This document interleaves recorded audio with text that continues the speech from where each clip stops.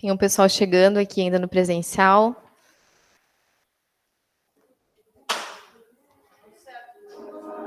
Tudo certo. Uhum.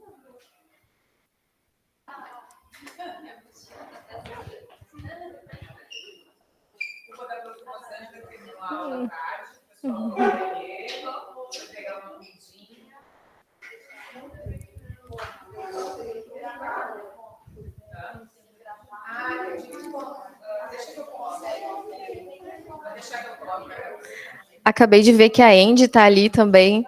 A Angélica, que está online com a gente aqui, ela trabalhou comigo lá no Max Planck. Ela é do México. Uhum. Ela fala português. Fala mesmo.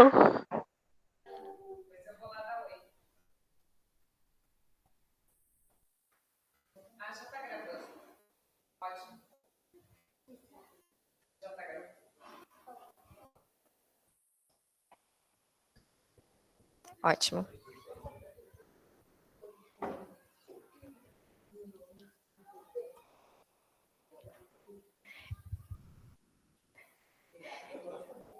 Então, hoje eu vou contar um pouco para vocês sobre a minha experiência de doutorado sanduíche na Holanda, né? No doutorado sanduíche que eu realizei no Max Planck Institute for Psycholinguistics. E o título que eu escolhi, então, foi Pelos Caminhos da Leitura, Experiência de Doutorado Sanduíche na Holanda.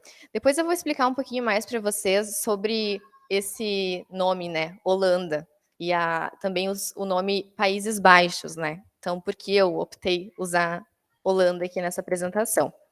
Então, um pouquinho do meu percurso, né? Então, como começou, né, a minha pesquisa?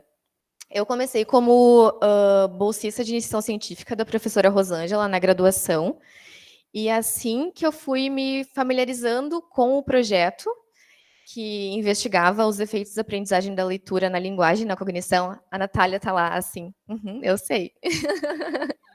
A Natália também participou, E foi aí que eu comecei, então, a ter um interesse maior pela psicolinguística, né? Principalmente pelos estudos na cognição, da leitura, né? Dessa relação. E, inclusive, a minha monografia eu desenvolvi dentro dessa temática, né? Já estudando, né? Essas relações. Depois eu comecei o mestrado aqui na Unisc também, sob orientação da professora Rosângela. Finalizei o mestrado em 2021 e depois iniciei o doutorado naquele mesmo ano, né? Ainda em contexto de pandemia. E ano passado, eu inclusive já adicionei aqui a Júlia, porque ano passado, então, eu já estava numa fase de coleta de dados, né, do doutorado, em parceria com a Júlia, que é orientanda da professora Regine Colince, que já tem parceria com a professora Rosângela também, da Universidade da Bélgica. E antes de ir, então, para o Max Planck, eu estava nessa fase, né, de coleta de dados com a Júlia, aqui na região, coleta de dados com adultos não alfabetizados e alfabetizados tardiamente com crianças também, né? Até que eu fui para a Holanda no doutorado de sanduíche, até coloquei uma bicicletinha ali porque o trajeto da minha casa, lá onde eu morava até a Holanda, era assim, né? O meu percurso era dessa forma. E hoje, então, eu vou apresentar o que aconteceu nesse período, quais foram as minhas experiências, as minhas percepções nesse período lá no Max Planck. Mas primeiro eu gostaria de falar um pouquinho sobre esse processo do PDSE, que é Programa de Doutorado Sanduíche no Exterior, porque esse nome, para quem nunca ouviu falar do que é o doutorado sanduíche, é bem esquisito, né? Até os meus colegas lá no Max Planck achavam esquisito esse nome, sandwich, porque uma colega até me disse, o meu deve ser hambúrguer. Mas por que sanduíche, né? Porque é uma parte no Brasil, uma parte no exterior e outra parte no Brasil novamente, né? Então, como que funciona esse processo, né? Depois da inscrição, então, nós precisamos, uma das primeiras coisas, né, que eu precisei foi ter a proficiência em língua inglesa, mas isso também vai depender do país em que a gente vai escolher fazer, né? E até para os colegas que pensam em fazer, é bem interessante já fazer essa proficiência assim que possível, né? Eu vi que o Matheus já fez também, então é legal já fazer logo para quando surgiu o edital, a gente já ter isso pronto, né? Porque eu lembro que para mim eu tive que fazer na pressa, né? Porque eu achei que eu teria bastante tempo para fazer e no fim saiu o edital e já precisava ter a proficiência logo em seguida. Escrever, então, um projeto de pesquisa em que precisa constar a justificativa do projeto, a relevância, os objetivos, né, desse projeto que a gente vai realizar no exterior, e também um cronograma. Nesse cronograma, a gente pode escolher entre 6 a 10 meses. Eu optei pelos 10 meses, né, que foi o que a professora Rosângela me sugeriu, e não me arrependi, porque quando eu estava nos 10 meses lá, eu pensei, nossa, que bom que eu escolhi os 10 meses, quando cheguei nos 6, né. E os documentos, então, né, que a gente precisa organizar antes, que é a carta da orientadora, o currículo e o histórico do doutorado em andamento, né, para ver quantas horas a gente já cumpriu aqui no Brasil também antes de ir, né, porque precisa ter uma carga horária antes de ir. Uma parte que eu considero como a mais importante é a escolha do orientador no exterior, né, que eu escolhi o professor Falk, na Holanda, depois eu vou explicar um pouquinho rapidamente para vocês o porquê que eu escolhi ele, mas essa parte eu considero assim como a mais importante, porque é ela que vai guiar também o projeto de pesquisa, né? Então, como que esse professor vai colaborar no nosso projeto de pesquisa? E o contato com esse orientador. Então, a gente precisa entrar em contato para ver se ele aceita, né, a nossa presença, a nossa colaboração lá na universidade. E depois também a carta de aceite. E esse processo, assim, ele acaba sendo bem demorado, porque até a gente enviar o e-mail, o professor responder se aceita ou não, a gente explicar qual é, né, o papel dele, porque quando eu enviei e-mail para o professor, a primeira coisa que ele me perguntou seria, tá, qual é o meu papel? O que eu preciso fazer dentro do teu projeto, né? Então, tudo isso demanda tempo. Então, é importante, né, a gente fazer com bastante antecedência, né? Depois que a gente recebe o aceite pela CAPES, que a gente recebe já o valor, né, que é 1.300 euros por mês, a gente pode já encaminhar o visto, né? No caso da Holanda, eu precisei de visto porque eu ia ficar mais de 3 meses, e então precisei, né?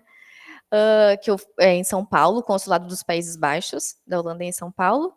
Depois a passagem, que também entra no valor do edital, né? Então a CAPES também cobre a passagem, seguro-saúde, né? E depois que eu cheguei lá, a identidade holandesa. Nesse processo, a assessoria internacional da Unisc é muito presente. Então, eles me ajudaram com tudo, assim como a professora Rosângela me ajudou desde o início na documentação, todas as questões do projeto. A assessoria internacional estava muito presente nessa segunda parte, que foi na parte de até da viagem para São Paulo, eles me auxiliaram muito, e também a encontrar um lugar lá, né, porque eu estava um pouco perdida no início. Hoje eu penso, era tão óbvio eu ir pela universidade, eu ia através do caminho institucional, mas naquele momento eu não sabia. Então, a assessoria internacional aqui me auxiliou com isso, para eu entrar em contato com o Max Planck, com o departamento do Max Planck responsável por isso. E foi assim que eu consegui o aluguel lá. E a CAPES, além de pagar essa mensalidade de 1.300, eles também auxiliam com um auxílio em instalação, porque isso é muito bom. Então, tem uma mensalidade extra para a instalação.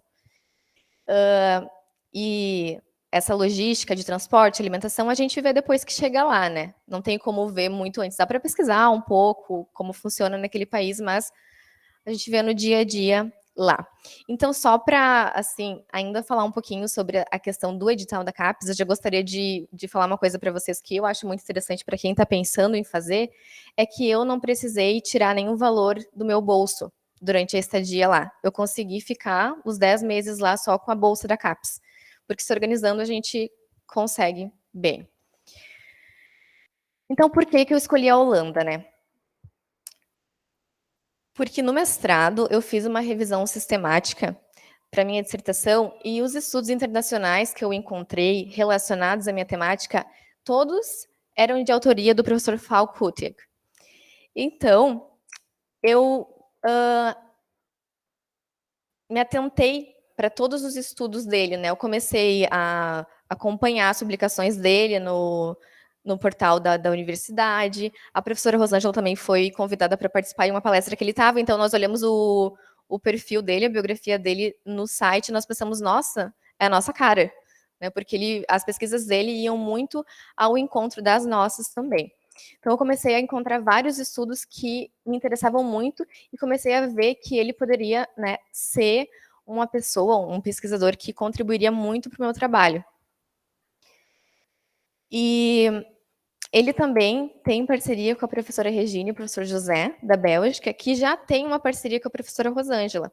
Então, até nós conversamos sobre isso, sobre também fazer o doutorado de sanduíche, talvez, com a professora Regine. Mas nós já tínhamos essa rede formada, então nós poderíamos procurar outra colaboração para aumentar a nossa rede, né?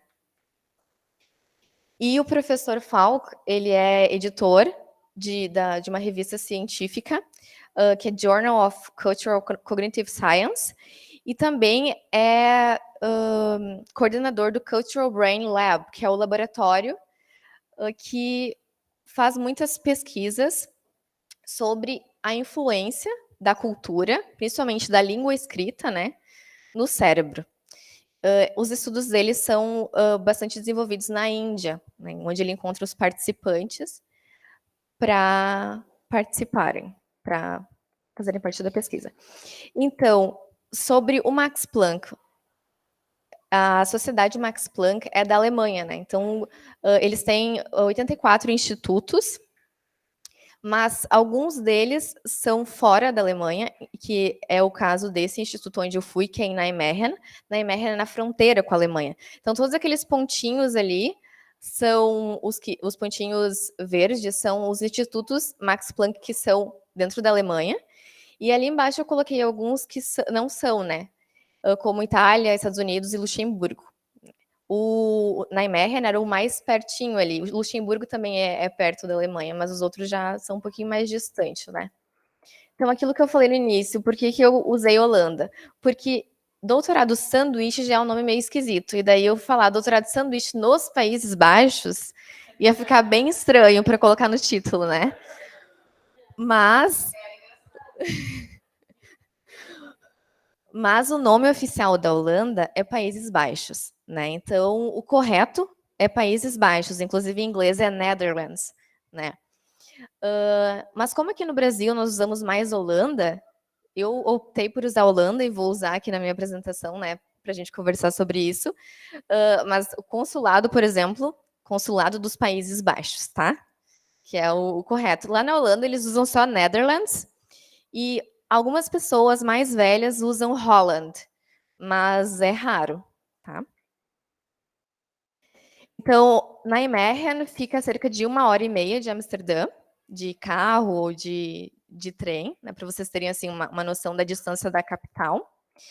Nijmegen, que é onde o instituto fica, é a cidade mais antiga do país, né, tem cerca de 182 mil habitantes. Coloquei umas fotos. E sobre o Max Planck, de psicolinguística, que é onde eu estava estudando nesse período, eu trouxe também algumas imagens para ilustrar como que é a estrutura, a infraestrutura do Max Planck. Ali, por exemplo, na primeira imagem, é uma foto dos laboratórios. Aquele primeiro ali é um laboratório de eye tracker, e aquela luzinha está dizendo que ele está sendo usado naquele momento, ele está ocupado, então para ninguém atrapalhar. Inclusive tem ali uma placa de distância, né, para manter uma distância para que não tenha ruídos externos e que atrapalhem a coleta, né. Ali um corredor e ali do ladinho a questão da pesquisa em que eles retribuem os participantes, né. Então tem alguns convites ali e alguns até dizem ali, retribuem com 148 euros, eu acho, para participar, o que a gente não tem aqui no Brasil, né?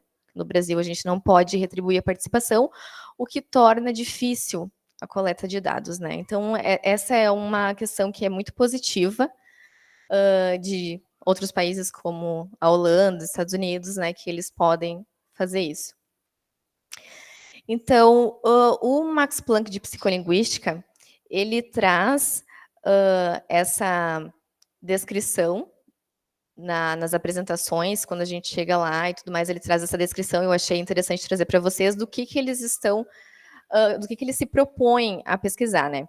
Então, é inteiramente dedicado à psicolinguística, o estudo de como produzimos e compreendemos a linguagem e como adquirimos essas habilidades como aprendizes de primeira ou segunda língua. Nossos cientistas estão tentando responder questões fundamentais de pesquisa usando tecnologia de ponta e métodos de pesquisa de excelência a nível mundial. Abordamos nosso trabalho a partir de perspectivas únicas em vários níveis, desde moléculas e células até circuitos e cérebros, englobando o comportamento de indivíduos e populações. E depois vocês vão ver um pouquinho mais sobre isso.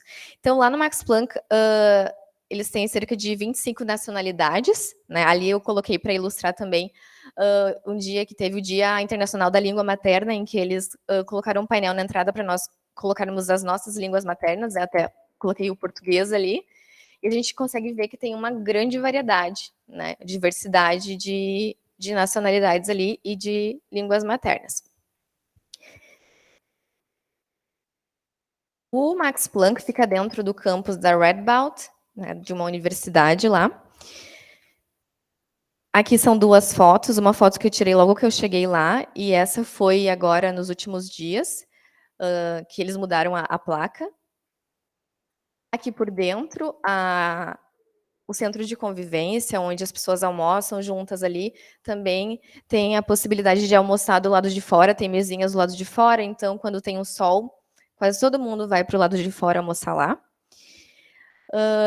E ali, do ladinho também, dentro do Max Planck, é o auditório central, onde acontecem as palestras, reuniões de departamento em que mais pessoas participam, então eles fazem nesse auditório central ali. Aqui é o estacionamento do instituto, mas eles também têm estacionamento para carros, né? Eu só achei interessante trazer essa imagem, porque é muito comum as pessoas irem trabalhar de bicicleta, inclusive a diretora do Max Planck vai de bicicleta também, todos, assim, os colegas, mesmo que tenham carro, algumas vezes eles vão de bicicleta, né? Então, isso faz parte da cultura deles. Aqui também faz parte da infraestrutura deles, é uma biblioteca que foi doada do Jérôme Brunet, e tem vários livros com anotações dele, né, que é um psicólogo. Inclusive, para minha pesquisa, eu encontrei livros nessa biblioteca e não na biblioteca do Max Planck mesmo, e encontrei com anotações dele. Isso é bem interessante, assim, né? Porque ele também tinha investigado essas questões que eu estava me propondo a investigar. Aqui é a biblioteca, então eles ocupam muito bem o espaço, né? Vocês podem ver que para abrir a biblioteca ali, eles precisam, né, girar as manivelas ali. E aqui é a biblioteca da Radboud, que também é lá no campus, né? É bem pertinho do prédio do Max Planck. E outra coisa que também é bem acessível é artigos em periódicos pagos, né? Que aqui a gente já tem mais dificuldade para ter acesso. Então, lá no computador mesmo do nosso escritório, nós colocamos, por exemplo, lá no Google, assim, em geral, no Scholar, por exemplo, e vai já aparecer ali para entrar pelo Max Planck. Então, a gente já consegue acessar diretamente, né? Alguns artigos que são mais difíceis aqui para acessar. Tem essa plataforma também lá, onde a gente precisa, por exemplo, eu preciso de um serviço de algo relacionado ao computador, eu preciso encontrar um lugar para morar. De todas as esferas, a gente consegue encontrar nesse sistema deles, né, que fica acessível nos nossos computadores. O calendário do Max Planck também. Aqui, então, tem tudo o que vai acontecer durante a semana, em todos os dias, e para qual departamento, em qual sala. E também na cantina tem um telão onde aparece a programação do dia. Então, um pouco sobre o meu projeto de pesquisa, né, o projeto do BDSE.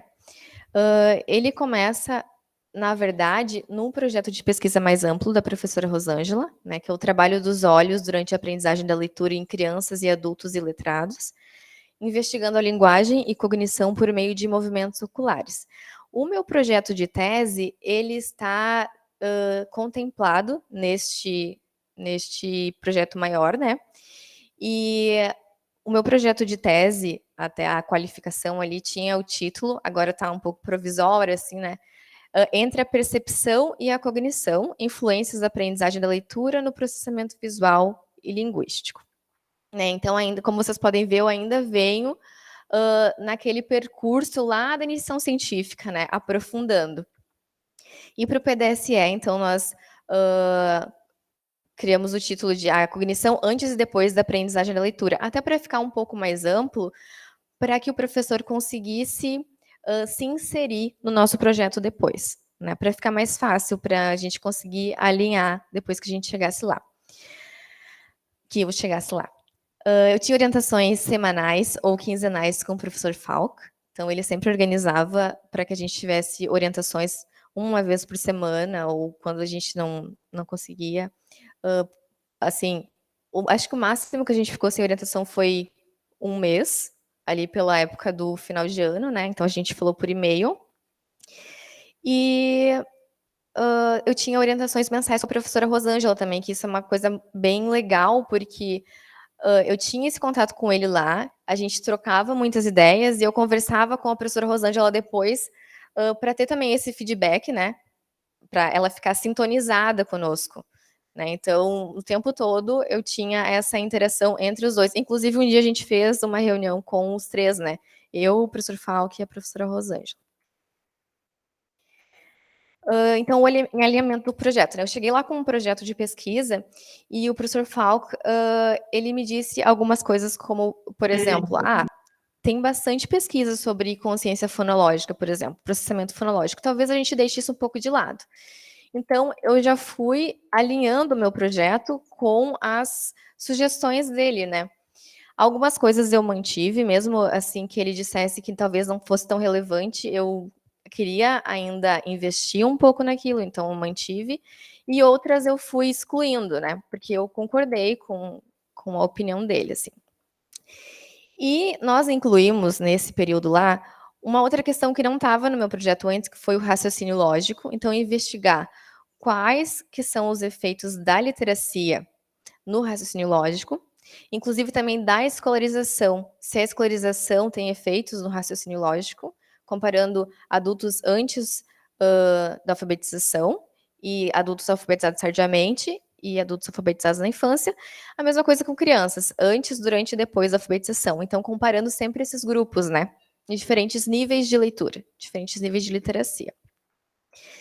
E também resolvemos incluir a fluência semântica e a memória. Né? A memória está dentro do raciocínio lógico, ali, em algumas questões de repetição de silogismos, por exemplo. Então, nesse período lá, eu trabalhei bastante nos problemas silogísticos, né? Porque silogismo é uma forma de lógica, né? Então, eu criei estímulos, e o professor Falco me ajudou nisso, a criar estímulos, né, criar itens, para que eu pudesse aplicar com os meus participantes. Esses itens eram problemas silogísticos do tipo... Vou dar um exemplo bem clássico, né, que é o que é usado mais para explicar o silogismo, que é todos os homens são mortais. Aristóteles é um homem, Aristóteles é mortal. Né? Só para quem não lembra o que é o silogismo, é isso. Então, um problema silogístico é quando a gente pergunta no final, né? Pergunta, tá, Aristóteles é mortal ou não é?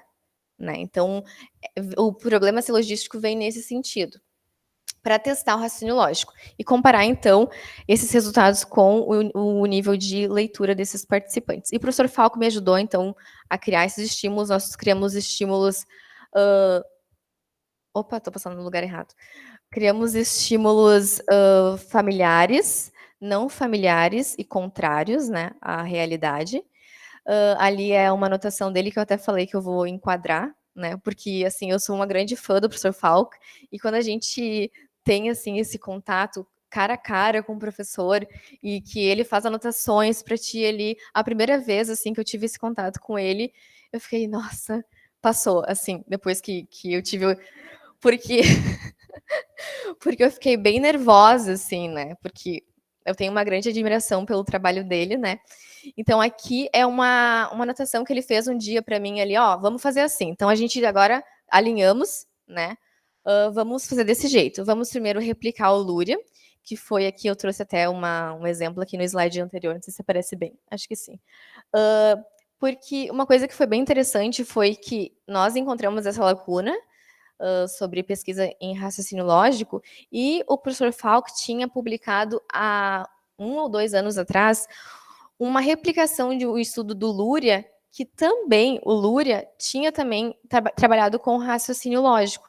Nessa replicação, na verdade, foi sobre ilusões, ilusão ótica, acho que foi, que ele comparou iletrados também, né?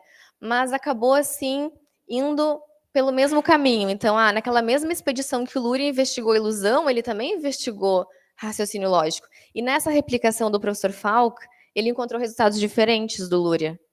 Então, é interessante a gente retomar para ver o que o Luria encontrou de raciocínio lógico. Então, a gente replicar o Luria, também replicar Scribner e Colli, que são outros, que também fizeram estudos assim, e aplicar os nossos próprios itens, né, com diferentes instruções.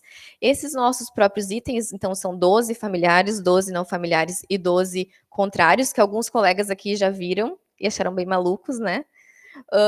E a gente vai aplicar esses itens numa instrução padrão, que é só para que as pessoas respondam, e numa instrução de outro planeta, que é assim um faz de conta.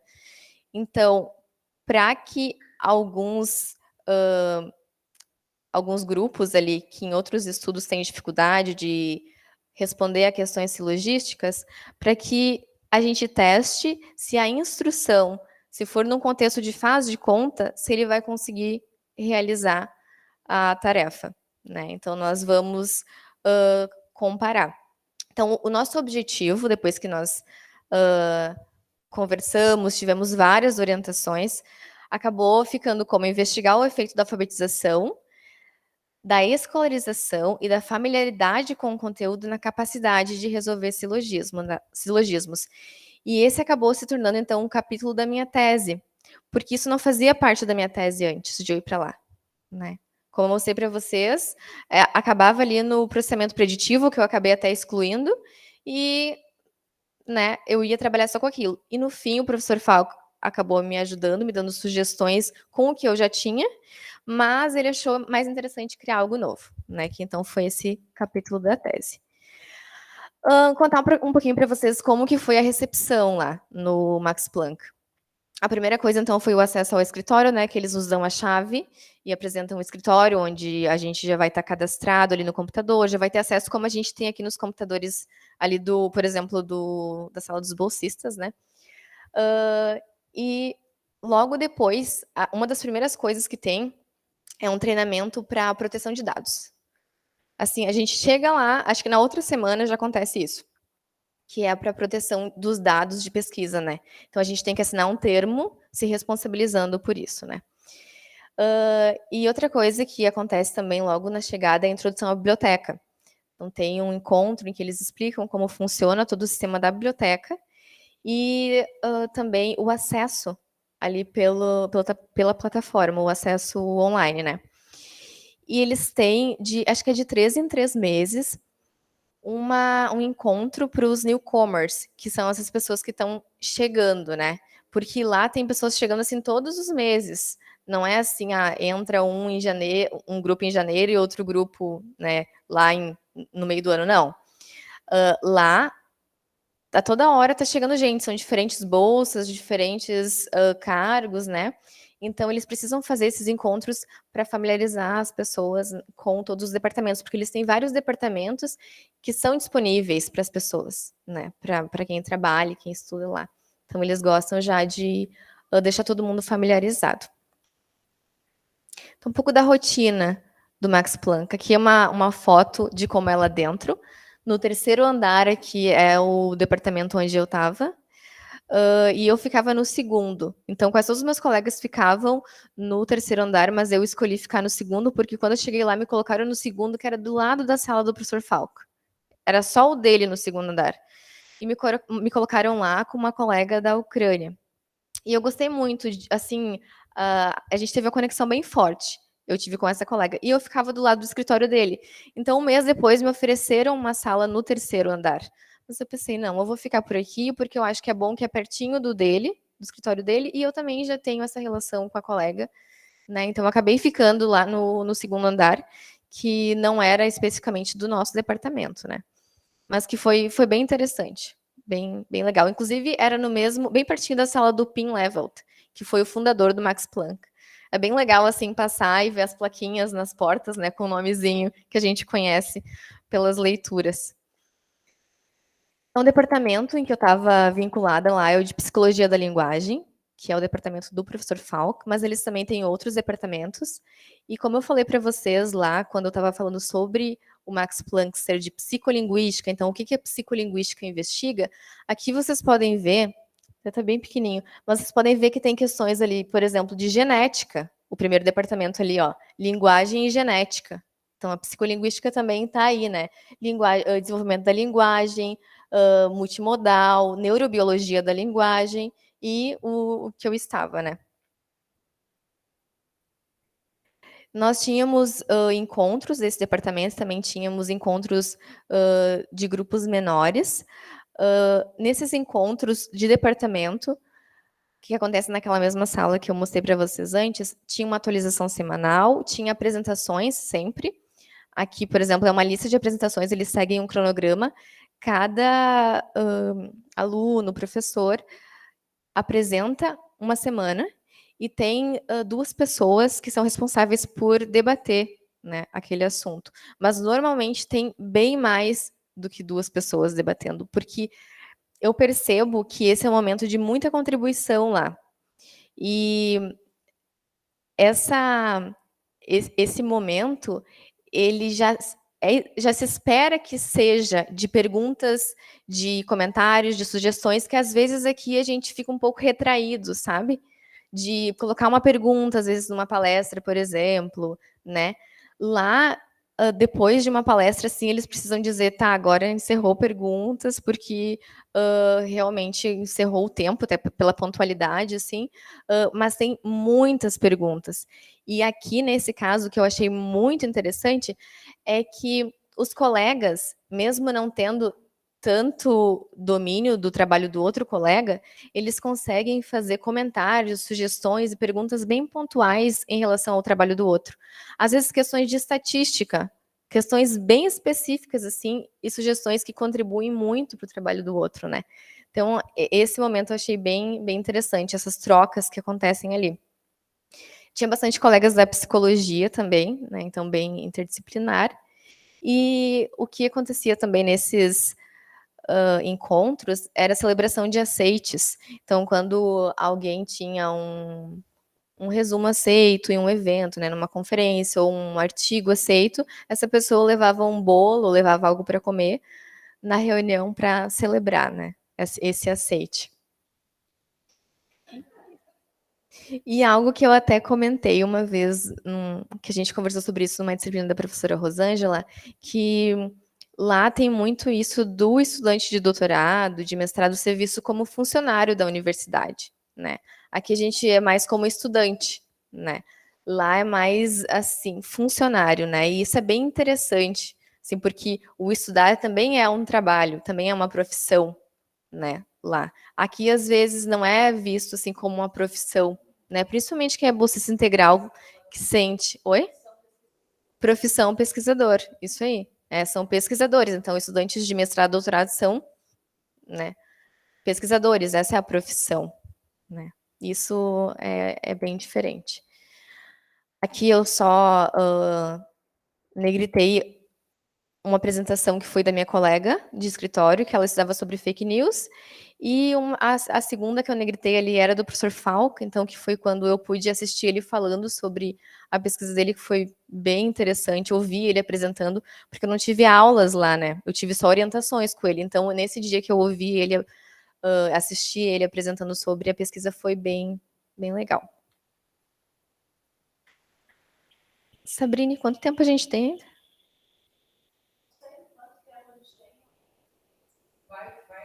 Ah, tá bom, então. Aqui o meu escritório, então, eu compartilhava com a Olena, da Ucrânia, e com o Giulio. O Giulio é holandês, mas a mãe dele é italiana, né? E o pai holandês, então ele fala italiano também, né? Mas com quem eu mais convivia era com a Olena, da Ucrânia, né? Porque o Giulio ia uma vez por semana só. E a gente tinha uma troca bem legal. O projeto da Lena era sobre fake news e literacia. E a literacia era um campo bem novo para ela. E para mim não era mais algo novo assim. Então a gente trocava bastante ideias sobre isso, né? Sobre a literacia. E o contexto da Lena foi bem diferente do meu, né? Porque ela foi para a Holanda pela situação da guerra na Ucrânia, né? Então ela teve que se adaptar a uma nova vida em um outro país sozinha, né? Porque o marido dela foi para um país, ela foi para outro. E ter essa percepção porque parece que aqui é tão longe, sabe? Essa questão da guerra da Ucrânia e da Rússia é tão longe, se a gente vê alguma coisa, mas a gente conviver com alguém que passou por isso e ouvir os relatos dela, assim, inclusive depois que eu vi uma ambulância exposta lá na frente de um museu, uma ambulância da Ucrânia toda cheia de tiros, que a gente consegue, assim, perceber a crueldade, assim, daquela cena, porque é uma ambulância, né, que simboliza, né, o salvar vidas, com tiros que simboliza o contrário. E eu assim, fiquei bem tocada com a situação dela, né. E a gente acabou criando uma conexão muito forte, né, porque nós convivíamos todos os dias. E depois que a Lena voltou, ela teve que voltar para a Ucrânia porque terminou o período dela lá, mas depois ela conseguiu ir para a Alemanha de novo, agora ela está na Alemanha, porque o marido dela está lá. E a gente continuou uma parceria de pesquisa. Então, mesmo depois, agora que eu voltei para o Brasil e ela está na Alemanha, nós estamos trabalhando juntas ainda. Então, nós já submetemos para um evento, já foi aceito, né, um trabalho nosso. E nós estamos trabalhando juntas, né? Então, mandando eventos uma para outra. Agora, terça-feira, eu participei desse evento aqui, eu participei com ela. Então, era 4 da manhã aqui no Brasil, eu estava lá conectada, né? E ela também, nós trocando ideias pelo WhatsApp, assim, sobre o evento, né? Então, essa colaboração, ela se mantém, mesmo depois de ter terminado o doutorado de sanduíche. E uma outra colaboração que eu achei interessante trazer para vocês também, é de um colega lá do Max Planck, que ele era da computação, e ele estava em busca de falantes nativos de português. E lá naquela plataforma que eu mostrei para vocês, em que teve a minha introdução lá quando eu cheguei com a minha fotinho, eu dizia que eu era formada em letras português e inglês. Então ele digitou português e ele me encontrou lá naquela plataforma, porque ele precisava de participantes para testar um instrumento de pesquisa dele, e ele não sabia nada de português. E daí, eu ajudei ele, né, então fiz o teste que ele tinha proposto, mas tinha alguns probleminhas que só nós falantes nativos de língua portuguesa conseguíamos detectar. Então eu falei para ele sobre as regras fonotáticas da língua portuguesa que não estavam sendo seguidas no teste dele e tudo mais. Enviei pseudopalavras, inclusive que nós usamos aqui em português para ele ter alguma ideia de como que poderia ser feito, porque ele estava usando pseudopalavras em inglês.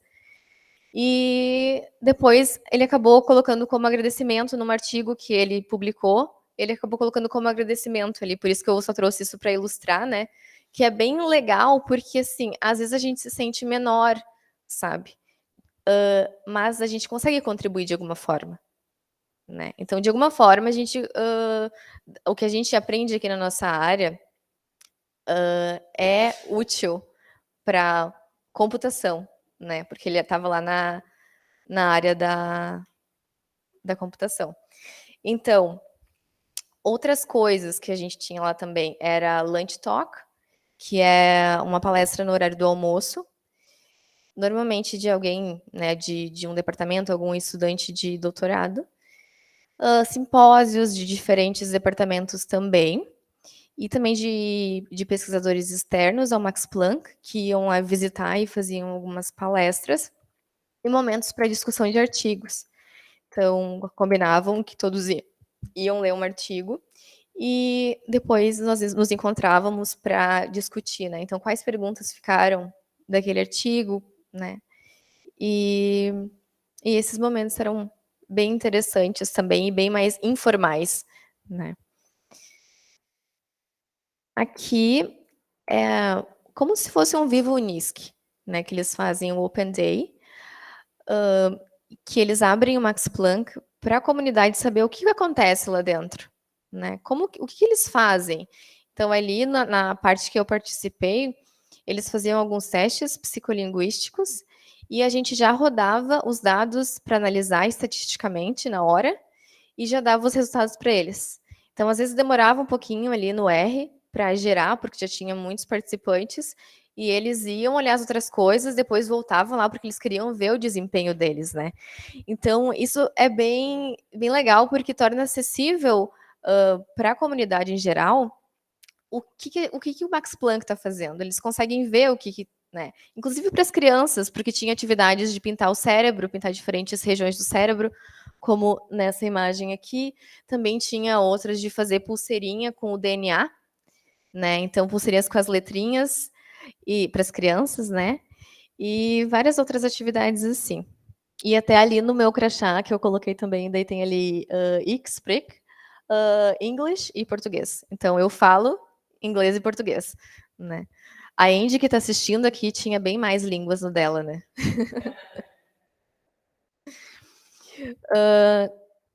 Conhecendo, então, diferentes métodos na prática, né? Porque a gente lê sobre eye tracker, por exemplo, e conhece um modelo específico aqui, né? Que nós tínhamos aqui um modelo. E eu conheci lá um outro modelo, que é o head mounted, que é na cabeça, então é como se fosse um óculos, que eles usam para as crianças pequenas. E ali uma colega está usando ali o óculos, e nessa outra imagem sou eu aqui tirando foto da tela e ela está olhando para mim, tá? Aqui nessa imagem ela está olhando para mim e está sendo gravado. E nessa outra tela aqui são os olhos dela enquanto ela está olhando para mim, que estão sendo gravados, tá? Então para onde ela está olhando? E aquele passarinho lá é usado para calibrar. Quem já viu um pouquinho de eye tracker sabe que no início a gente tem que calibrar, e quando é no computador, no laptop, uh, tem uma barrinha acoplada ao laptop. Então a pessoa só senta ali na frente e vai olhando para aquele pontinho. Mas quando a criança usa o eye tracker nos olhos, ela vai movimentar muito a cabeça dela e vai olhar para todos os lugares na sala, né? Então eles precisam de um ponto no ambiente para que a criança vá focar no início para eles conseguirem rastrear o movimento depois, né? Para calibrar. E uma coisa que eu achei muito bacana foi a participação também numa pesquisa com EEG, que eu não conhecia. Assim, conhecia só de ler algumas pesquisas sobre, mas nunca tinha visto uma aplicação assim. E eu participei 2 vezes ajudando a minha colega a aplicar, que é a Cecília, a autora aqui desse texto. Então, aplicando gel, né, limpando tudo, limpando o participante, colocando a touquinha, passando os estímulos, né, dando a explicação de tudo isso, foi também muito valioso participar, porque é na prática, né? A gente lê sobre, mas é tão legal assim de a gente ver como acontece a coleta em si, né? Aqui as teses, eu até trouxe uma aqui para mostrar para vocês, porque nas teses, nas defesas de tese, tem normalmente na entrada as teses, assim, para as pessoas que vão assistir poderem acompanhar, né, com um livrinho, assim. Eu até trouxe essa de lembrança. E depois elas ficam expostas lá na biblioteca, assim como os artigos publicados pelos pesquisadores do MPI, eles ficam expostos em algumas partes, na mesma estrutura aqui, numa prateleirinha assim, tanto na cozinha quanto lá na cantina, nos lugares em que as pessoas vão sentar um pouquinho ou passam por ali seguido, então eles já deixam ali versões impressas dos artigos publicados, né? Aqui a gente tem o costume de enviar no WhatsApp, né, no grupo. Alguém publicou um artigo, a gente compartilha lá, né? Então eles têm esse sistema de deixar exposto ali. Então, a gente vai fazer um café, a gente dá uma olhadinha ali, tem algum artigo novo aqui publicado pelo departamento, né, já dá uma olhada, se tem interesse, daí baixa no seu computador, né. E a defesa das teses é bem formal, então a banca usa toga, por exemplo, né. Ali naquela foto fica um pouco longe, mas eles entraram com a toga. Aqui, sobre a Andy, que está nos assistindo aqui, eu conheci a Andy no Max Planck, até foi numa reunião de departamento, que a gente estava falando assim em inglês, porque lá a linguagem do Max Planck é em inglês, a gente tem pessoas de diferentes lugares, mas a gente fala só inglês, e ela foi comer alguma coisa que era de uma celebração de artigo, e ela disse: "Ah, lá, chamam isso de submarino". E daí eu perguntei: "Tá, mas de onde tu é?". "Ah, do México". Daí eu falei: "Ah, no Brasil também tem essa palavra e tal, né".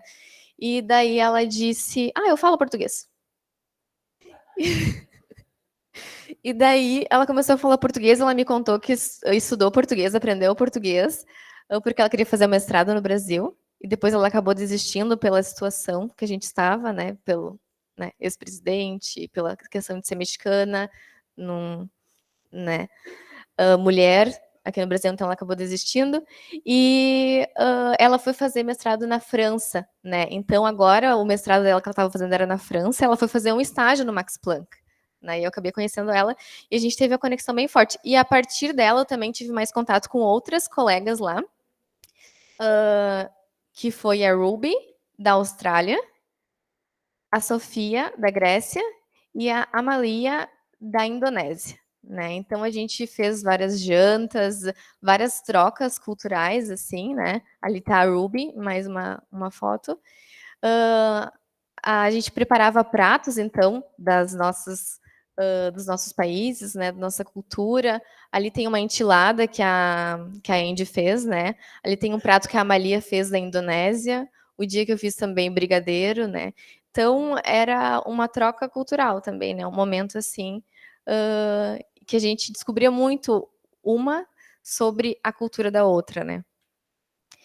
E daí eu trouxe mais coisas aqui sobre a Andy, né? Porque a gente acabou aproveitando muito juntas, juntas. Ela foi comigo junto para Berlim, num feriadão do Max Planck. Então a gente decidiu ir para Berlim, a gente foi patinar no gelo, ela me ensinou, né? Porque eu até andava ali com um andadorzinho no início, né? E nós fomos, então, lá na foto bem de cima, nós fomos como se fosse uma festa latina. Então nós éramos latinas, né? A dupla. E nós fomos em momentos assim, até para, assim, lembrar da nossa cultura, né? Assim, celebrar também isso, né? E até a nossa conexão aconteceu, acho que muito por isso, né? Deixa eu ver se eu consigo dar play nesse vídeo aqui. Aqui era um dia eu na garupa dela, de bicicleta. 2 vezes ela me levou, não sei, né, como ela conseguiu, mas ela é bem forte, me conseguiu levar na bicicleta. E eu trouxe isso da bicicleta porque depois vocês vão ver que é super comum lá. Porque aqui é estranho, né, andar na garupa de alguém na bicicleta. Mas faz parte do dia a dia. E aqui também outra celebração que a gente foi. Também a conexão Brasil, Holanda e Bélgica. Por quê? Porque a Júlia, alguns de vocês devem ter conhecido a Júlia, ela teve aqui no Brasil ano passado, ela é orientanda da professora Regine Kolinski, é estudante de doutorado na Bélgica. A gente, então, já estava coletando dados, né, aqui no Brasil. E depois que eu fui para lá, acabou ficando muito pertinho para a gente se visitar e também dar seguimento no projeto, né? Então, dava 3 horas de trem, entre onde eu morava e onde a Júlia mora, né? Então ela mora em Bruxelas.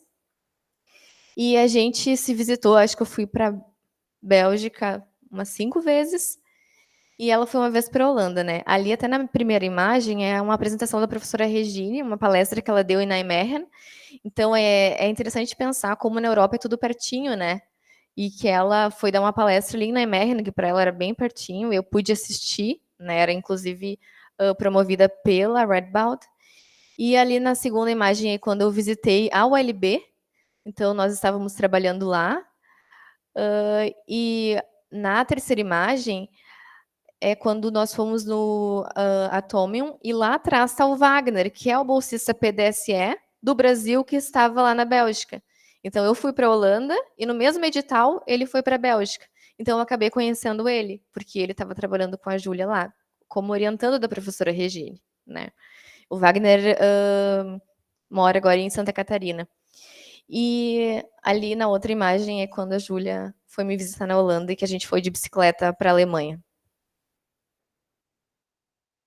Eu morava em Malden, eu não morava em Nijmegen, até pelo custo, né? Então, como eu falei para você, se a gente se organizar bem, a gente consegue viver bem com o valor da bolsa, mas precisa fazer algumas adaptações, assim, né? Então, eu morava em Malden, dava 25 minutos de bicicleta até Nijmegen. Aqui era a vista da minha janela, então tinha bastante natureza lá ao redor. Eu estudava de casa às vezes. Oi, Sabrine. Aham. Não, lindo. E aqui é como se fosse um vilarejo de Nijmegen. É bem calmo, assim. Tem só um centro comercial. Não tinha, assim, um centro com várias lojas, não. Só um centro comercial. E pertinho também, 25 minutos de bicicleta não é nada, né? Até fazia um exercício.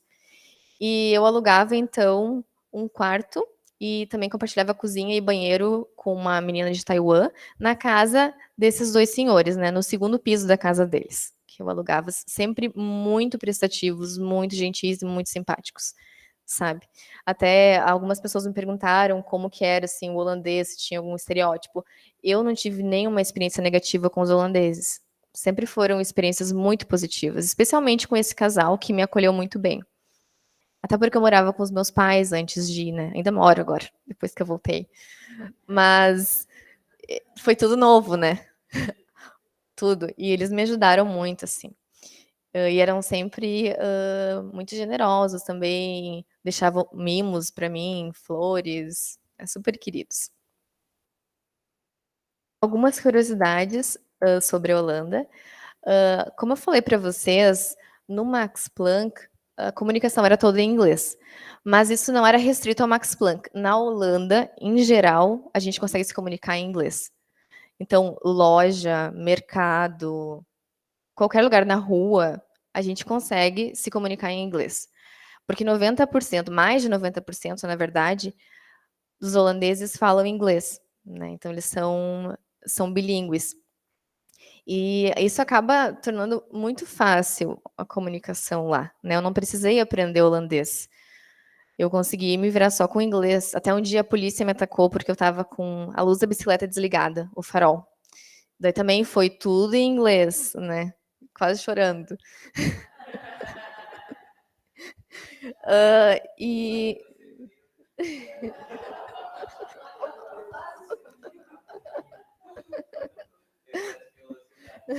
quase ganhei multa, Júlio. Então, o melhor índice de qualidade de vida do mundo, né, também, é na Holanda. A Holanda está empatada com o Luxemburgo, né, então isso é bem visível no dia a dia, essa qualidade de vida. Até mesmo, assim, os horários para trabalhar e os horários para descansar, né, é bem visível. E também a Holanda está como o 5º país mais feliz do mundo, né. E a gente vê, assim, quando sai um solzinho, por exemplo, ali naquela reportagem sai mostra bem isso, né, eles gostam muito de ir para os parques, na Europa em geral, né, de ir para os parques, apreciar o sol, e tem sempre talvez até seja um pouco associado à bicicleta isso, tem sempre, assim, um espírito muito jovial, sabe, a gente consegue notar bastante isso, deles. Eu até trouxe aqui uma reportagem, eu tinha até esquecido, a primeira que aparece ali, é sobre agora é bem recente, acho que é de julho, que eles estão pensando em parar de ministrar os cursos da universidade em inglês. Eu não tinha comentado antes, mas boa parte dos cursos de graduação e pós-graduação na Holanda são em inglês, não em holandês. Porque eles queriam bastante internacionalização. Só que acabou sendo demais. E eles são agora com uma crise imobiliária muito grande lá. Então, quem tem preferência para alugar um local, são pessoas de fora, sempre, do que os holandeses. Eles sempre têm preferência, no caso, uma pessoa internacional. E isso acaba deixando os holandeses sem casa, às vezes. Então, eles têm que morar na casa dos pais, porque é muito difícil e muito caro para alugar um lugar, já por essa crise imobiliária, né? Então, eles estão agora tentando diminuir um pouco isso, esse fluxo, porque acabou ficando demais. Muita gente de outros lugares, e até porque o valor que eles investem, porque eles auxiliam bastante para essa internacionalização, eles auxiliam financeiramente. Às vezes a pessoa vai lá e estuda aquele período e depois volta e aplica aquele conhecimento no seu próprio país, e não lá, na economia da Holanda, né? Então eles estão revendo isso agora e talvez volte a ser em holandês, o ensino superior deles, né? Mas até então é em inglês, boa parte. Isso é bem legal, assim. E outra coisa também que o holandês tem bastante semelhanças com o inglês. Eu coloquei um exemplo ali, That's a Good News. Tem várias coisas bem parecidas, assim. Então, eu acho que se a gente se dedicar, assim, a gente consegue aprender. Como em outras línguas, né? Mas principalmente quem já tem o inglês de base, fica mais fácil, né? E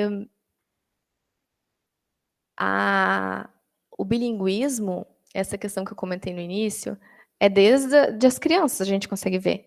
Um dia eu cheguei numa farmácia e a minha bolsa apitou, e daí eu fui falar com a pessoa que trabalhava na farmácia e ela me respondeu em holandês. E daí eu respondi em inglês. Daí, antes mesmo da moça da farmácia falar em inglês comigo, as crianças que estavam ali começaram a falar inglês comigo mais rápido do que a moça que estava atendendo, e me explicaram tudo e pegaram a minha bolsa, as crianças que estavam na farmácia, pegaram a minha bolsa e procuraram o que era que estava pitando, e falaram em inglês comigo o tempo todo, né? Então, acho que só o que é dublado na Holanda é aquela programação bem infantil lá até os 6, 7 anos. Depois não é mais dublado. Depois eles já assistem em inglês, né, com a legenda no início, né. Então a televisão na Holanda, ela não é filmes, por exemplo, né, que eles passam, esse tipo de coisa não é dublado, né. Até mesmo no cinema. Assim, em geral, não vi nada dublado no cinema. Um pouquinho mais sobre a cultura, então eles celebram o carnaval, aquela foto ali lá em cima é no carnaval, com várias fantasias, né? Isso foi novidade para mim, porque eu nem fazia ideia. E são fantasias bem. Lá é frio, né, gente? Então são fantasias. Isso, carnaval de inverno. Uhum. E também o rei ali, ele tem um dia, né? É o dia do rei, que todo mundo sai de laranja para as ruas para comemorar aquele dia, um dia que é feriado nacional, que é o aniversário do rei. E eu achei interessante trazer para vocês também, que é uma coisa que a gente não vê aqui, né? Uma coisa bem específica da cultura da Holanda. Sobre as bicicletas, então, né? É 1,3 bicicleta per capita, né? Na Holanda. Então, eles têm mais bicicletas do que pessoas. Então, até um dia alguém me disse: a gente tem umas 2 bicicletas, daí tem a outra bicicleta que é a bicicleta de bêbado, que é aquela que, se eu perder, não faz mal. Se eu sair, beber e perder, tá tudo bem, né? Que é aquela, né, que não é tão boa. E quando eu cheguei lá, os donos da casa, antes, na verdade, eles já me disseram que eles poderiam me emprestar uma bicicleta por um período. Só que quando eu cheguei lá, eles disseram que eu era muito pequena e que não dava certo as bicicletas deles, né? Então eles me emprestaram uma, que era das crianças ali, do Mickey até. Então eu andei.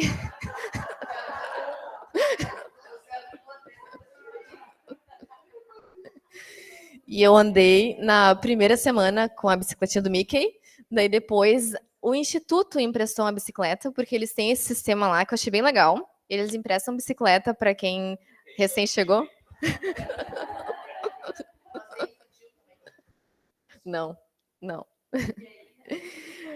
Mas a do instituto eu consegui baixar o banco, deu tudo certo. Eu ficava na pontinha do pé para pedalar, mas ia.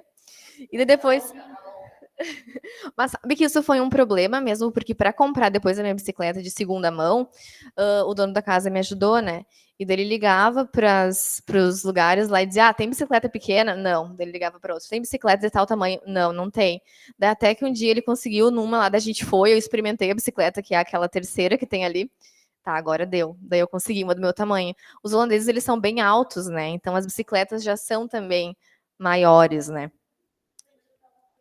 É, sim, não, ficou, Duda ficou bem do meu tamanho mesmo, deu bem certinho. E, assim, a infraestrutura da cidade, ela é toda preparada para isso. Então, as bicicletas normalmente têm preferência, que é aquela parte laranja ali, e a gente consegue ter bastante segurança no trânsito. Não é como aqui, que a gente não tem espaço para andar de bicicleta, que acontecem bastante acidente, assim, né? Lá não. Então, até os sinais ali, vocês podem ver que o semáforo é com a bicicleta ali, né? Aquele é para bicicleta, o do lado ali também é para bicicleta, tudo muito bem organizado, né? E isso acaba alterando a nossa percepção, né, do modo de vida, porque é um modo de vida diferente do que a gente está acostumado aqui, essa questão da bicicleta. Porque para ir em qualquer lugar é de bicicleta. Ah, vou no mercado, vou trabalhar, tudo é de bicicleta, né? E aqui às vezes dá uma preguicinha, assim, mesmo lá eu via que mesmo eles tendo carro, eles optavam pela bicicleta, então é uma outra mentalidade, sabe? E também algo que eu até acho que eu consegui ver principalmente pelas bicicletas, mas também por vestimentas, assim, pelo comportamento no geral, é a igualdade social. Isso sim, olha, a gente não consegue dizer se tem rico ou pobre, por exemplo, sabe? É tudo padronizado, assim, de maneira bem geral, né?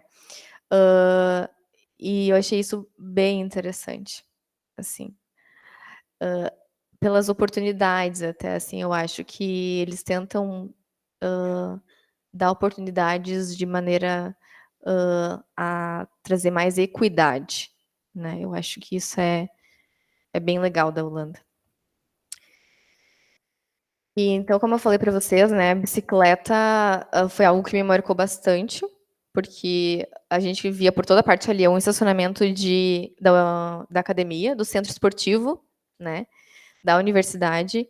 Lá eram pessoas de uma escola com crianças dentro, na naquele carrinho ali, e outras crianças pequenas já indo de bicicleta. Então, quem não vai de bicicleta, os menorzinhos ali, alguém leva também, como se fosse um patinete que empurrava, e os que são maiorzinhos já vão de bicicletas, né.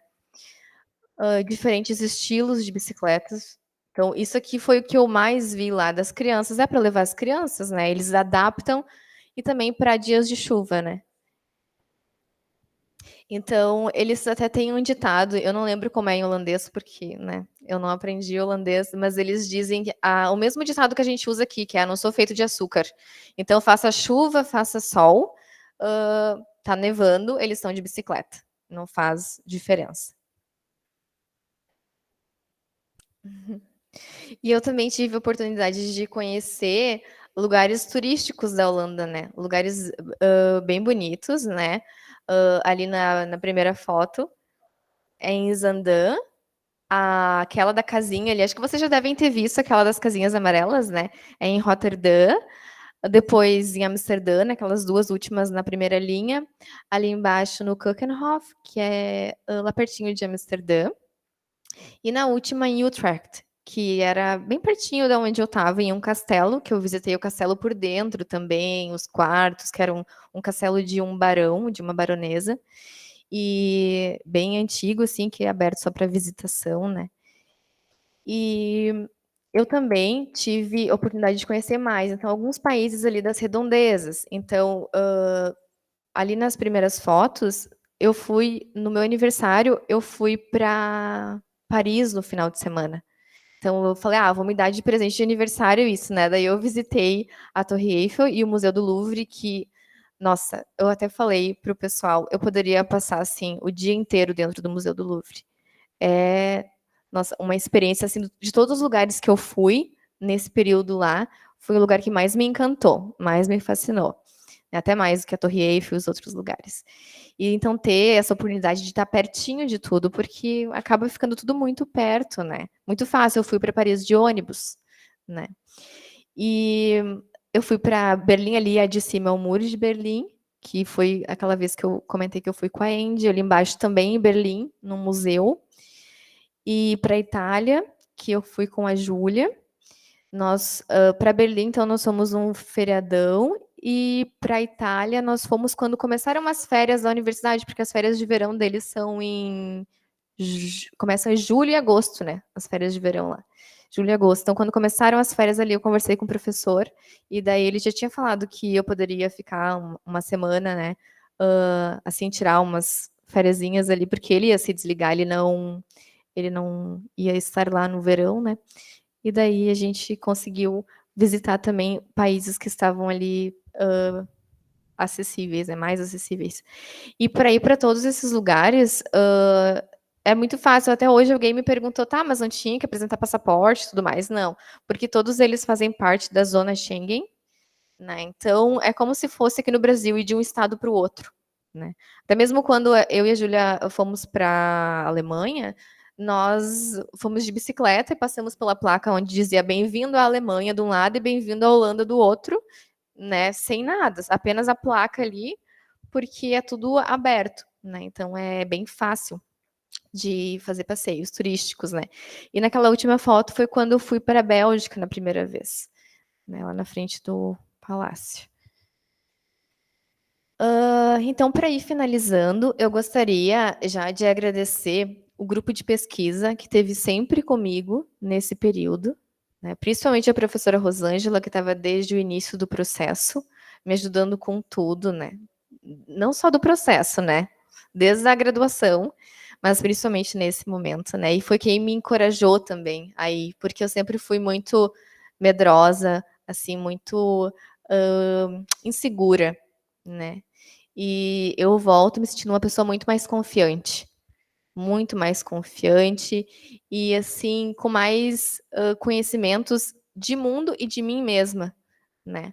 Porque nesse período eu aprendi muita coisa. E também gostaria de agradecer alguns colegas em especial, como o Rafael Jacobsen. Ele me ajudou bastante com o período lá da inscrição, porque ele me enviou toda a documentação dele, que ele tinha usado para fazer, mesmo que ele não tenha ido, ele passou, ele foi aceito, né, até as últimas etapas, e ele me ajudou muito, né? Então, o Rafael, especialmente, a Sabrine, que sempre esteve comigo, a Débora me ajudou bastante também, nessa parte da seleção, a Aline, a Vivi, que não está nesse slide aqui, a Vivi Dutra, que já foi, a Vivi também me ajudou bastante. Então, eu gostaria também de dizer para os colegas que quem tem interesse em realizar esse estágio, que pode contar comigo também para ter modelo de documentação, né, de todas essas... essa parte burocrática e até de se organizar logisticamente para morar em outro país, né? Principalmente se for lá para o lado da Holanda, que eu já sei um pouquinho. É. Então, eu me coloco à disposição, né, gente? E outra pessoa que eu gostaria de agradecer também, assim, em geral, a minha família, né, porque sempre esteve comigo, mas uma pessoa que sempre esteve comigo, que me ligava todos os dias, que foi a minha mãe.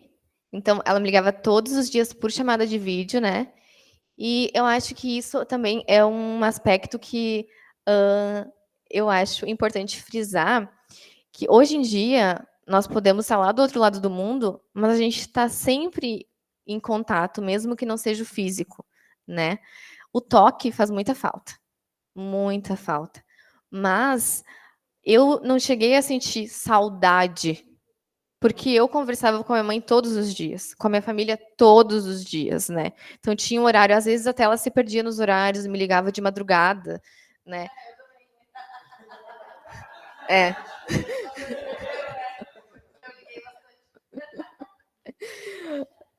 E então assim, mesmo a gente estando longe, às vezes parece, tá lá do outro lado, é tão difícil, a gente às vezes até fica, assim, com medo de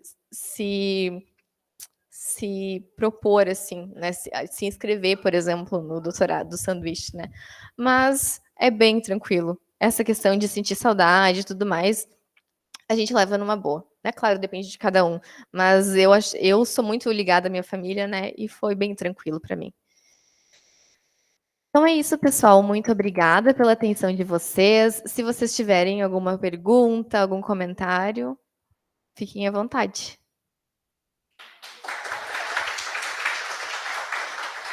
Obrigada.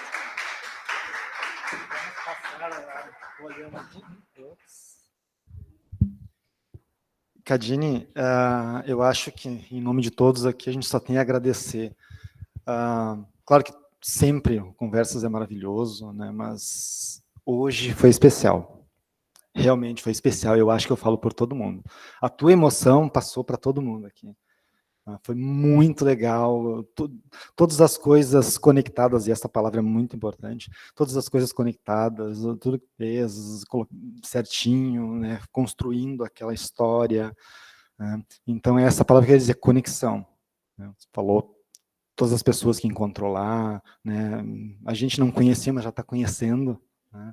A questão do ser feliz, dá para entender porque você voltou muito feliz. A Cadine que voltou, eu acho que isso também é de todo mundo, né? A Cadine que voltou é bem diferente da Cadine que foi. E a gente percebe isso. Com certeza, é um clone. e isso é muito importante, isso é muito... Para nós também nos sentimos felizes, né, de ver essa diferença, né? E com isso, a Cadine prova também que isso é muito importante da gente... Uhum. Então, realmente, algumas pessoas falaram, dando os parabéns, muita gente dando os parabéns para a Cadine, falando dessa fala cheia de ternura, né?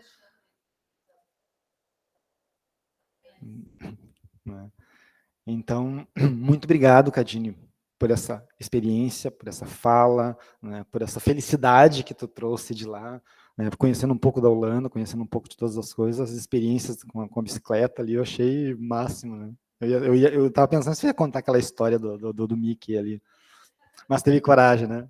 Muito legal. Bom, pessoal, quem quiser fazer alguma pergunta para a Cadine, está aberto, por favor, né?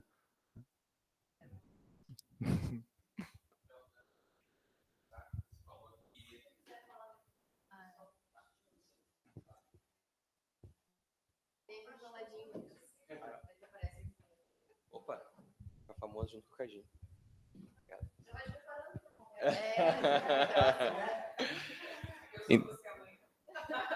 Queria, né? Não, eu ia perguntar, então, você falou que não assistiu aula, né? Eu ia lhe perguntar se tinha essa opção, se te ofereceram essa opção de assistir a aula, ou mesmo tu mesmo dar aula, alguma coisa assim nesse sentido. Porque eu tenho já conversado, né, com um possível orientador lá na Alemanha, e ele comentou isso sobre essa questão das aulas comigo, né? Que se eu quisesse, poderia participar da graduação, e eu não sei, talvez pelo Max Planck, lá, eu não sei como é que funcionava isso para vocês, se tinha essa opção mesmo, se ofereceram ou não. O Max Planck em si, Matheus, é um centro de pesquisa, né? Então, dentro do Max Planck não aconteciam aulas, mas aconteciam alguns cursos, às vezes, né? Então, por exemplo, um curso de eye tracking, que eu lembro que a Andy estava fazendo um curso de... Ai, obrigada. Um curso de eye tracking, assim, ou de EEG, alguns cursos assim, mas aula mesmo não, né? Porque até nós tínhamos, assim, a estrutura do Max Planck é em escritórios, né? Então é um pouquinho diferente. Mas na Radboud, então na universidade, onde tinha aulas, havia essa possibilidade, e eu até conversei com o professor Falca, eu disse para ele que eu tinha interesse em assistir aulas, né, aulas dele, mas ele não tinha disciplinas naquele semestre, e nem no próximo também, ele não estava dando nenhuma disciplina, mas ele me disse que se eu tivesse interesse, era para eu dar uma olhada lá nas disciplinas que tinha na Radboud, e era para eu falar com a professora que estava ministrando a disciplina, né? Então, eu deveria falar com alguém da Radboud, e não do Max Planck em si, né? Mas o Max Planck estava inserido. na Radboud. E o professor, então, até se a gente for olhar o currículo dele, ele é pesquisador no Max Planck e professor na Radboud, né? Então teria que ser o vínculo da universidade. Mas, na verdade, eu só não assisti aulas porque ele não estava ministrando nenhuma disciplina naquele momento. Senão, eu gostaria muito de ter assistido alguma disciplina que ele estivesse ministrando. Obrigada pela pergunta.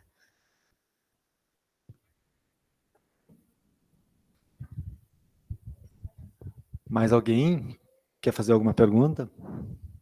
Presencial aqui?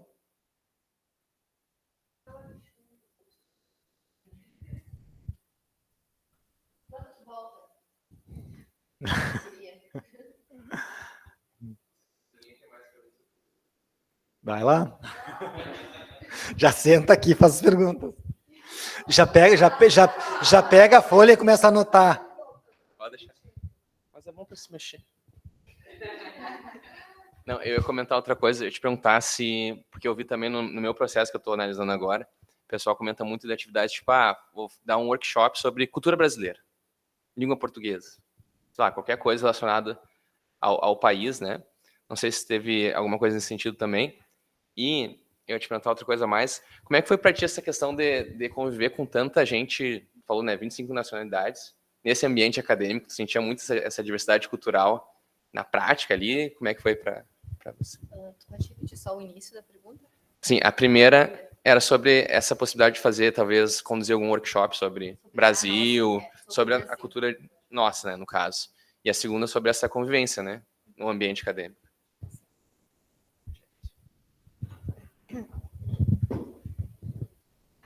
Obrigada de novo, Matheus, pela pergunta. Não surgiu nenhuma oportunidade, assim, de workshop sobre nossa cultura, nossa língua, não surgiu. Como eu comentei, só aquela participação na pesquisa do colega, que era algo específico da linguística, né, dentro da pesquisa, mas nada específico do Brasil. Mas o contato que eu tive com os holandeses, nesse contato também com as colegas ali do MPI, era como se fosse um workshop sobre a nossa cultura. Porque era o tempo todo a gente trocando ideias sobre como que era, né, em um lugar ou no outro, e falando muito sobre o Brasil. E eu tive bastante contato com um amigo holandês que me perguntava várias coisas sobre o Brasil, e coisas que às vezes eu nem sabia responder, que eu me perguntava, nossa, como que eu nunca pensei sobre isso no Brasil? Às vezes eu precisava pesquisar sobre aquilo, porque eu não sabia sobre o Brasil, né? Mas essa, assim, essa oportunidade de um workshop formal, não, né? E a questão da diversidade, no ambiente acadêmico, eu não notei muito. No ambiente acadêmico, assim, é bem internacional, mas como todos falam inglês, claro, a gente consegue notar, às vezes, um pouquinho de sotaque, alguma coisa assim, mas acaba não notando muito, lá no meu caso, pelo menos, essa diversidade cultural, sabe? Inclusive, de alguns colegas, eu fiquei sabendo de onde eles eram, porque em algum momento eles comentaram, né, que eram de algum lugar, ou que tinha alguma prática de onde eles eram que era diferente, mas principalmente em momentos fora do Max Planck, como, por exemplo, a gente vai tomar um café depois do horário do expediente ali e tal. Mas lá no dia a dia não consegui notar algo muito forte, sabe? Aham. Sim, a Andy perguntou ali, já considerou fazer pós-doutorado na Europa? Sim, já considerei. Inclusive, eu estava até pensando em...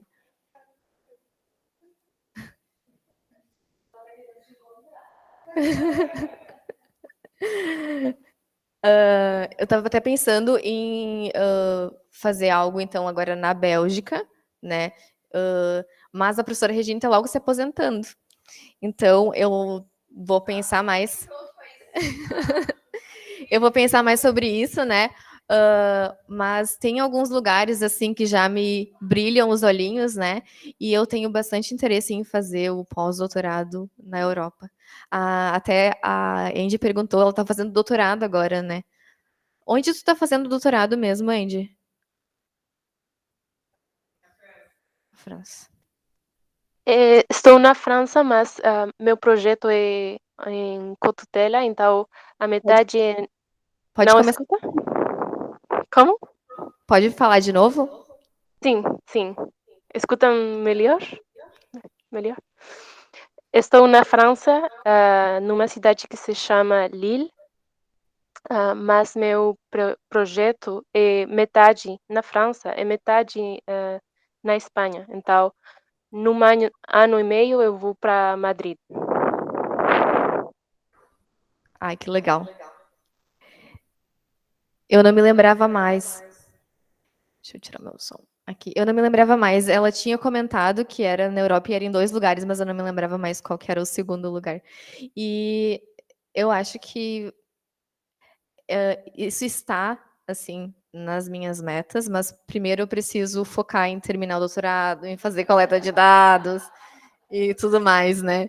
Então, primeiro, né, nisso, daí depois eu vou pensar. Uhum. Obrigada pela pergunta, Andy.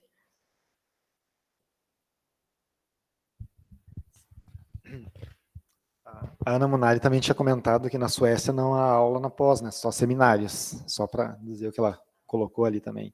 Tá? Alguma pergunta mais, pessoal? Menos Matheus.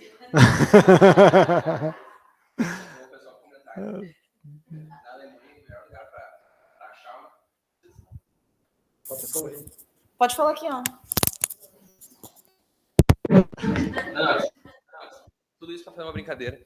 Não, na Alemanha, o melhor lugar para achar uma bicicleta é no fundo do rio. Que o pessoal tem a brincadeira de jogar essas bicicletas que você falou que é tipo de bêbado. As do Mickey.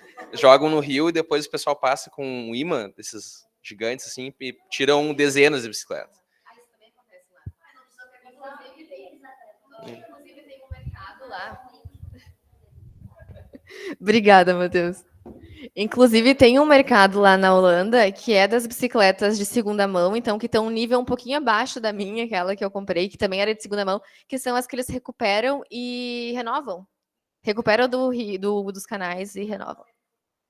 É isso.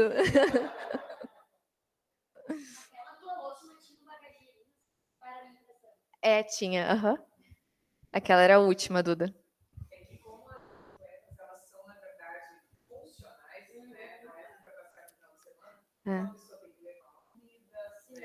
É, e eu ia... Não.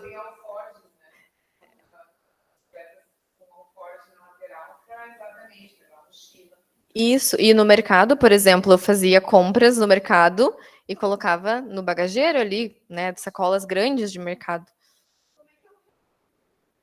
Plano.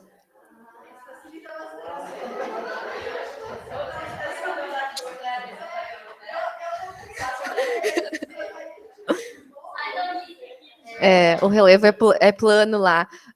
Até eu comentei, eu não lembro, acho que foi com a Profosângela, com a Sabrine, com a Arleia, não lembro mais quem estava junto, que um amigo meu, um holandês, ele me levou para conhecer lá uma cidade, e ele queria me mostrar. Ele queria me mostrar alguns pontos legais da cidade, né? Ele mostrou o museu, algumas coisas. Daí, em um momento, ele foi lá, desceu na estrada, né? Desceu de carro, subiu e fez a volta. E daí eu, tá, mas onde a gente vai? Por que tu tá voltando? Não, era para te mostrar que tem uma descida e uma subida. Sim, que é algo normal aqui pra gente, né? Mas ele achou assim que era um ponto. Ele disse: "Ah, esse ponto eu adoro da cidade porque é,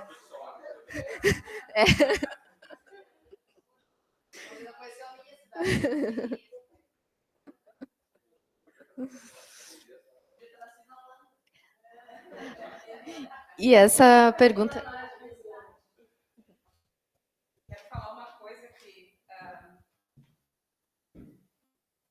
Só para atrapalhar um pouquinho, né? A Luana, né, trouxe a questão de que a Holanda é plana, né? De fato, essa é uma vantagem para andar de bicicleta.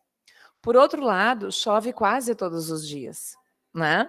Então, numa ocasião que eu estive lá, a gente tinha reservado um passeio de bicicleta, né, em grupo, né, para conhecer. E eu perguntei, mas tá chovendo, vai sair o passeio?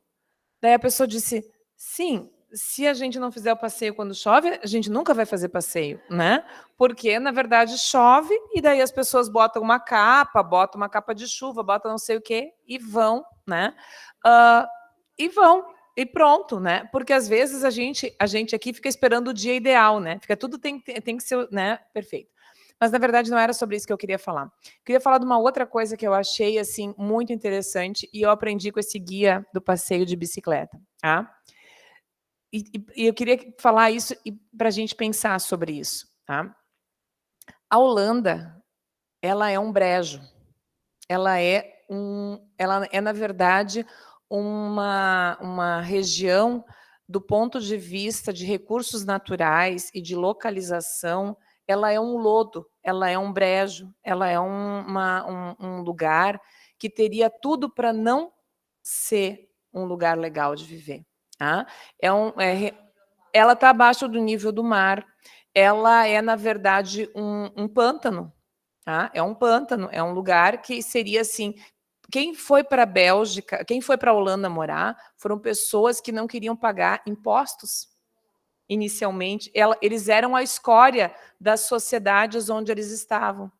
Mas eles foram para a Holanda e começaram a fazer um país incrível, tá? Com muita tecnologia. Muita tecnologia. Nós temos um país com muitos recursos naturais e a gente tritura, né? E exporta. Tá? E a gente exporta matéria-prima a preço muito barato e a gente importa mercadorias a preços altíssimos.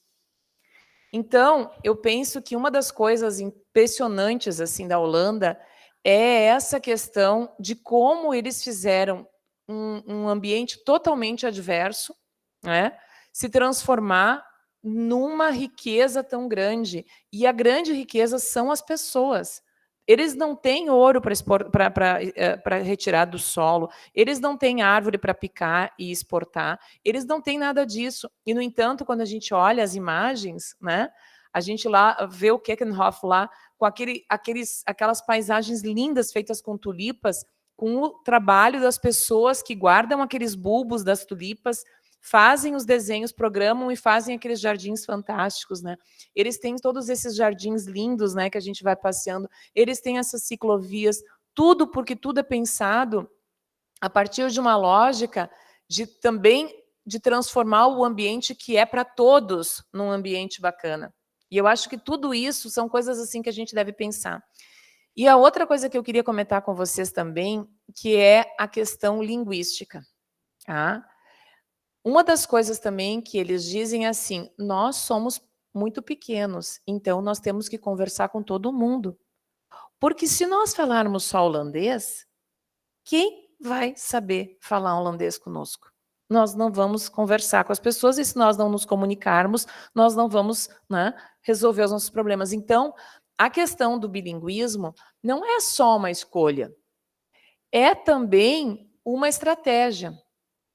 É uma estratégia, é um ganho, porque tu passa a ter, digamos assim, possibilidade de desenvolver tecnologia, de desenvolver comércio, de desenvolver educação, de desenvolver todas essas coisas, porque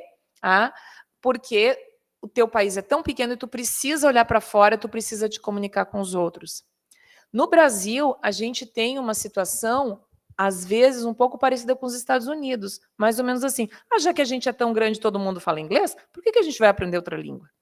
Então, às vezes, a gente tem esse mesmo comportamento estreito, de que, já que a gente fala português com todo mundo, por que a gente vai aprender outras línguas? Isso é um grande equívoco. Né? Então, eu queria dizer para vocês que eu acho isso, assim, essas pequenas coisas assim que tem a ver com a cultura, com o paradigma mesmo cultural, sabe, de como as pessoas se organizam, né, e como as pessoas se desenvolvem, assim, essa questão toda da bicicleta. E também uma coisa que a Maílce falou na tua defesa de projeto, lembra? Que eu achei isso tão bonito. A Maílce disse o seguinte, a Maílce é professora da Federal de Santa Catarina, ela disse, lá em Nijmegen, há uma ideia assim, de que o lugar onde a gente estuda e onde a gente faz pesquisa tem que ser um lugar bonito, porque a beleza também é inspiradora, né? Então, às vezes, a gente está tão acostumado a ser maltratado nas universidades, nos espaços das escolas, né? Às vezes as escolas são tão feias, às vezes os locais onde a gente trabalha são tão feios, que a gente não se dá conta de como a beleza faz falta. E ela está, às vezes, no jeito como a gente organiza a sala, no jeito como a gente organiza o nosso jardim, de como a gente organiza os espaços. Então, eu acho que isso também é uma coisa que tem a ver com uma perspectiva de que a gente merece também estar num lugar bacana, bonito, né, que possa ser também inspirador, né, que dê vontade da gente estar junto, né, de estar participando das coisas. Então, pequenas coisas, né, Cadine, que também ajudaram a gente a decidir, né, que esse era um bom lugar para ir, né. E eu quero dizer também, assim, que eu vi a Cadine me mandou os slides e disse: "Ai, prof, eu queria cortar coisas", eu disse: "Eu não consigo cortar nada", porque eu só olhando os slides tinha vontade de chorar, né. Então, assim, eu acho que, bom, acho que vai ter, né, uns 20 candidatos ao doutorado de sanduíche esse ano. Mas a verdade é essa, assim, que a gente realmente, né, quer compartilhar com vocês, né, essa vontade, na verdade, esse desejo, né, e que vocês se achem capazes também de dar conta disso. Muito obrigada, prof.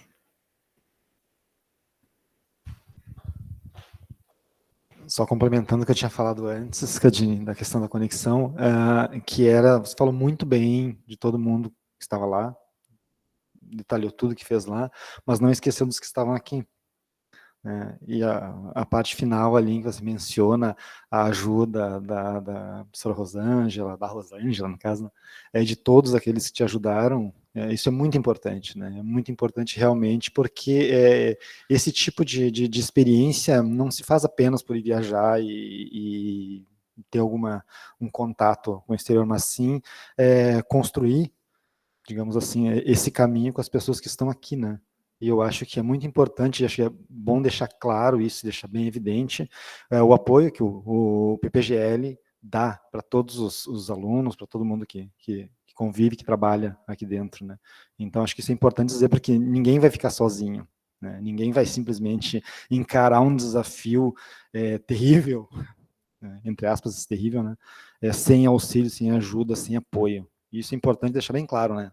Todo mundo que quiser fazer isso vai ter uma ajuda muito grande, né? E isso já é, digamos assim, uma boa parte do caminho, né? Não sei se tem mais alguém para fazer alguma pergunta, né?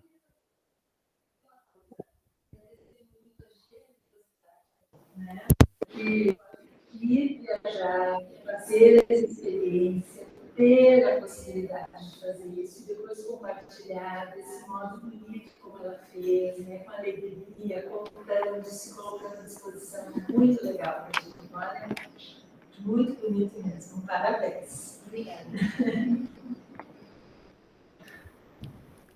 Eu acho que não tem mais nenhuma pergunta, nenhuma colocação. Acho que a gente pode ir encerrando, então, por aqui.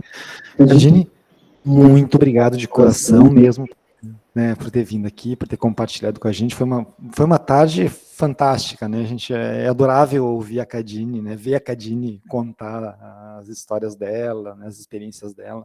Acho que é muito, muito proveitoso. Tá? Eu agradeço a presença de todos, né? De todos que estão online também, né? E acho que em nome de todo o PPGL, né? Da organização do Conversa sobre Leituras. Então, a gente vai encerrando por aqui, mas a Cadine vai estar sempre à disposição para quem quiser perguntar alguma coisa, né, Cadine? Tá? Está sempre por aqui. Gente, muito obrigado, então, e até o próximo Conversas. Sim, e até daqui a pouco para...